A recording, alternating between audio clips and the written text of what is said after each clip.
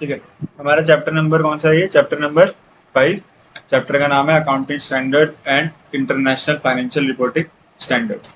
ठीक है, इस चैप्टर में हमें क्या क्या कवर करना है, हमारी कवरेज क्या क्या है? हमारी कवरेज है, ये थ्योरी का सेकंड लास्ट चैप्टर है। इसके बाद हमें वाउचर वाला चैप्टर पढ़ना है।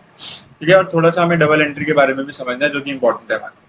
ठीक है, तो इस चैप्टर की कवरेज क्या है? इस चैप्टर में हम अकाउंटिंग स्टैंडर्ड्स की नीड्स के बारे में बताएंगे कि अकाउंटिंग स्टैंडर्ड्स की नीड्स क्या होती है, अकाउंटिंग स्टैंडर्ड्स का नेचर क्या होता है, बेनिफिट्स क्या होते हैं, लिमिटेशंस क्या होती हैं, अकाउंटिंग स्टैंडर्ड्स के नाम कौन देता है अकाउंटिंग स्टैंडर्ड, और लास्ट में थोड़ा बहुत IFRS के बारे में। ठीक है, तो जो भी हमने अकाउंटिंग स्टैंडर्ड्स में पढ़ना है वो बेसिकली कहाँ से निकल के आ रहा है? पहले हमने अकाउंटिंग की डेफिनेशन को समझा था, और अकाउंटिंग की कैरेक्टरिस्टिक्स में हमने पढ़ा था कि अकाउंटिंग साइंस भी होती है। पढ़ा था ना, as an science as an art, है ना? पढ़ा था ना, science as well as art.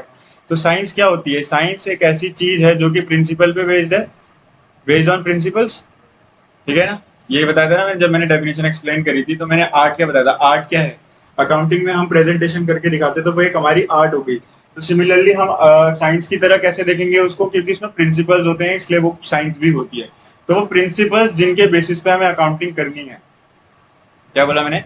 वो प्रिंसिपल्स जिनके बेसिस पे हमें अकाउंटिंग करनी है, वो बेसिक प्रिंसिपल्स हमारे क्या होते हैं? अकाउंटिंग स्टैंडर्ड्स होते हैं। ठीक है, कुछ वो वाले प्रिंसिपल्स थे जो हमने पढ़े थे, अकाउंटिंग प्रिंसिपल्स, वो भी हैं। और कुछ अकाउंटिंग स्टैंडर्ड्स भी होते हैं। स्टैंडर्ड्स, स्टैंडर्ड से क्या समझ आता है तुम्हें? स्टैंडर्ड है मतलब एक सेट फॉर्मेट है जिसके बेसिस पे हमें अकाउंटिंग में चीजें करनी होती हैं। तो हमारे पास बहुत सारे अकाउंटिंग स्टैंडर्ड्स होते हैं। फॉर एग्जांपल हमारे पास AS2 होता है, अकाउंटिंग स्टैंडर्ड 2, जो कि हमें बताता है कि हमें अपने स्टॉक को कैसे वैल्यू करना है। AS1 होता है डिस्क्लोजर ऑफ अकाउंटिंग पॉलिसीज। हमने जो अकाउंटिंग पॉलिसीज को फॉलो किया है उनको हमें अपने स्टेटमेंट्स में बताना है, डिस्क्लोज करना है।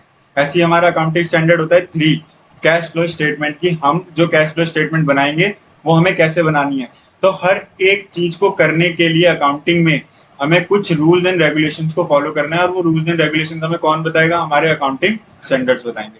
ठीक है, तो एक बार फटाफट से देखते हैं नीड ऑफ अकाउंटिंग स्टैंडर्ड्स क्या है। कुछ नहीं है, accounting as an information system and its main aim is to provide financial information to the number of parties such as investors, management, creditors, government, etc. Accounting क्या होती है? Accounting एक ऐसा इंफॉर्मेशन सिस्टम है। Accounting is a language of business.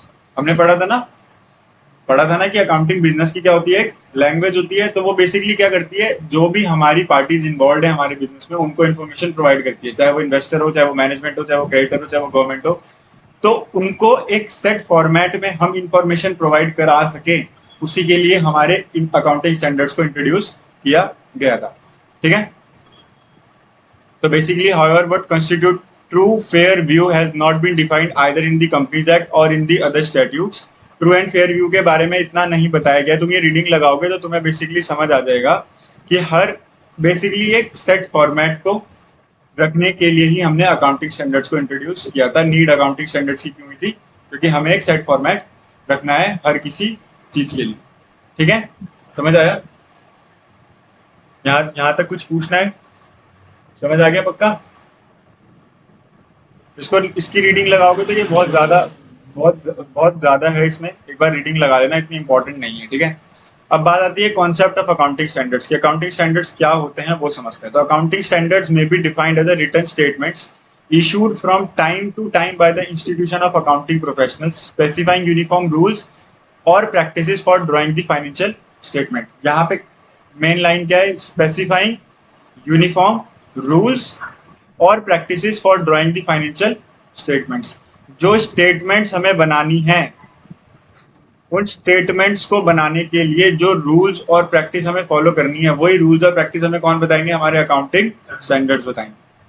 ठीक है, तो accounting standard का कॉन्सेप्ट या अकाउंटिंग स्टैंडर्ड की डेफिनेशन क्या है? अकाउंटिंग स्टैंडर्ड ऐसे स्टेटमेंट है, रिटन स्टेटमेंट है, जिनको अकाउंटिंग इंस्टीट्यूट इशू करता है टाइम टू टाइम, जिसमें हमें रूल्स और प्रैक्टिसेस गिवन होती हैं अपने फाइनेंशियल स्टेटमेंट्स को बनाने में।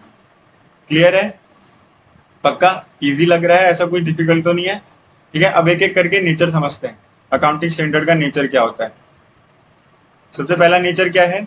Accounting standard lay down the norms of accounting policies and practices by way of codes to direct as how to transaction and event should be dealt with in accounts and disclosed in the financial statements। Accounting standard हमें बताते हैं वो rules, वो codes जो हम हर item के regarding अपने financial statements में यूज करेंगे। ठीक है, तो अकाउंटिंग स्टैंडर्ड्स क्या क्या ले डाउन करते हैं? Norms of accounting policies and practices by way of codes to direct as to show how the transaction and event should be dealt with in accounts and disclosed in the financial statements। कि हमें हर एक item को, हर एक transaction को, हर एक event को अपनी financial statements में किस तरीके से रिकॉर्ड करना है वो हमें अकाउंटिंग स्टैंडर्ड्स बताते हैं। जैसे कि फॉर एग्जांपल अकाउंटिंग स्टैंडर्ड्स में define the term cost and lay down a definite method for valuation of inventories with minor modification under special circumstances। तो अकाउंटिंग स्टैंडर्ड हमें बताएगा कि कॉस्ट का मतलब क्या होता है, कॉस्ट के अंदर क्या क्या चीजें आती हैं और हमें अपनी इन्वेंटरीज को कैसे वैल्यू करना है। मैंने तुम्हें बोला ना AS2 वैल्यूएशन ऑफ इन्वेंट्री होता है, तुम्हें याद नहीं करना। तो यहाँ पे हमें बताता है ये स्टैंडर्ड्स कि जो हमारी फिनिश गुड्स हैं या रॉ मटेरियल है या WIP है, इनको किस तरीके से वैल्यू करना है। मतलब जब हम अपना अकाउंट्स बनाएंगे, जब हम अपनी फाइनेंशियल स्टेटमेंट्स बनाएंगे, तो हम अपने स्टॉक को रिकॉर्ड तो करेंगे ना, तो स्टॉक की वैल्यू हमारे अकाउंट्स में कितनी आनी चाहिए वो कहां से पता चलेगा हमें? Accounting standards. ठीक है, in this way they remove the effect of diverse accounting practices and policies. मतलब अलग अलग लोग चाहें तो अलग अलग वैल्यू करेंगे, लेकिन अकाउंटिंग स्टैंडर्ड्स होने की वजह से क्या एक सेट फॉर्मेट हो गया ना, सबको वही हिसाब से फॉलो करना है, मतलब वही हिसाब से अपने फाइनेंशियल स्टेटमेंट्स प्रिपेयर करने हैं। तो उसकी वजह से क्या होगा, एक यूनिफॉर्मिटी आ जाएगी और हम इजीली अकाउंट्स को क्या कर पाएंगे? कंपेयर कर पाएंगे। मतलब वो कंपेरेबल बन जाएंगे। क्या बन जाएंगे? मतलब फॉर एग्जाम्पल स्पर्श के बनाए हुए, सुमित के बनाए हुए और हर्षित के बनाए हुए अकाउंट्स अब कंपेयर किए जा सकते हैं क्योंकि इन्होंने अकाउंटिंग स्टैंडर्ड्स को फॉलो किया हुआ है। ठीक है, थर्ड नेचर में क्या है? They prescribed a preferred accounting treatment for available set of methods for solving one or more accounting problems. यहाँ पे हमें एक ट्रीटमेंट, अकाउंटिंग ट्रीटमेंट मतलब वही है, एक तरीका बता दिया जाता है कि आपको इसी तरीके से अपनी अकाउंट्स में चीजों को करना है। तो preferred accounting treatment is available for one or more problems. एक या एक से ज्यादा प्रॉब्लम्स के लिए एक स्पेसिफिक ट्रीटमेंट हमारे अकाउंटिंग स्टैंडर्ड हमें बता देते हैं।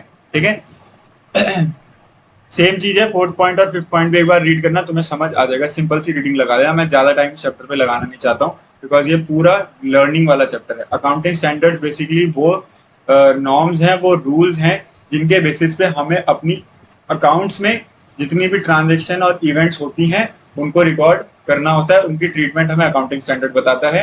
नेचर में हमने वही पॉइंट्स पढ़े रिपीट करके कि एक सेट फॉर्मेट है, ठीक है, एक यूनिफॉर्मिटी आ जाएगी, कंपेरेबिलिटी आ जाएगी, अकाउंटिंग ट्रीटमेंट की एक यूनिफॉर्म